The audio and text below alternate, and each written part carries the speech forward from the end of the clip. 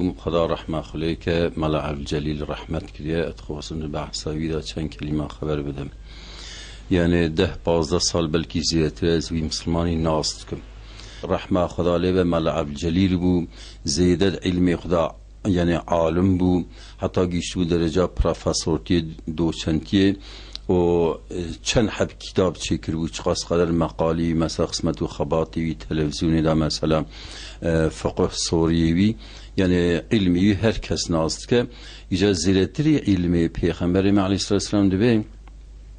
الاشتغال بالعلم من افضل الطاعات، مشغول بنا بعلمه ان طاعته مظنه. هذا مال عبد الجليل تشيكم حطامي ناس كريا فردا عالم كي بعلمي عملت كر زيادة مراقبة علمي رهبو ومثلا زيادة تشك كتاب كي مر بحث بلا في كتاب إياه كي خوي كي هم تفكيج مرات جو اكسك الغيوي كتاب شنا وكمالات شنا وتوسع كتاب المعرفة كير وفي مسلماني إلا وي مثلا جمع بخورا چقاس قدر بلکی در في كتاب كريه وش پر ارقداش ما حواله مراجي كتابات كريه ومراقلي علمي بو ووصف كيويجي او بنفس بو متواضي بو يعني زيادة يعني مرفكي متواضي دايم حواله فقير وفقراء بو نل بازنجين بو وشعبي نل مال خلقي بو ويكجي وصفي تشتيكو مدي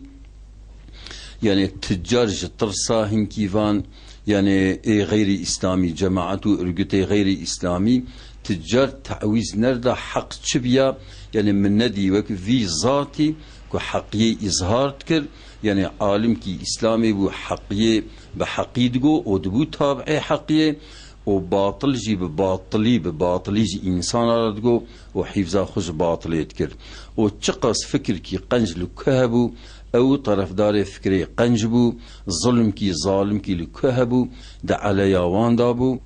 ودائم جي مراقوي خصمتو خباتا علمي بو وحتى مثلا جانات هاد زكاة مكرات دام فقير فقار مثلا كينا زكاة جي مثلا اگر زكاة و اگر صدقه بو دكو بدن فقيري مسلمانا او قص قدر هم مرفكي عالم بعلمي خو وبمال خو بجيبا خو باخلاق خو يعني انسان کی تمامیل تسلیم بوی بو جو خدا راش پیغمبر خدا راش کتاب خدا را جو سنت رسول را مویدی خوی اخلاق کی خوش بو از باور موی اخلاق خو يعني جيرانتيا پیغمبر ان شاء الله يعني بدسته خو و ان شاء الله باذن خدا جبوكم مذهب حس كيفان بير جيرادهات يعني خوي تعالى عز وجل الجنه دج ما بقينا وام جي راضيون خوي تعالى يجي راضي به ام جي ممنون بن خداي جي ممنون به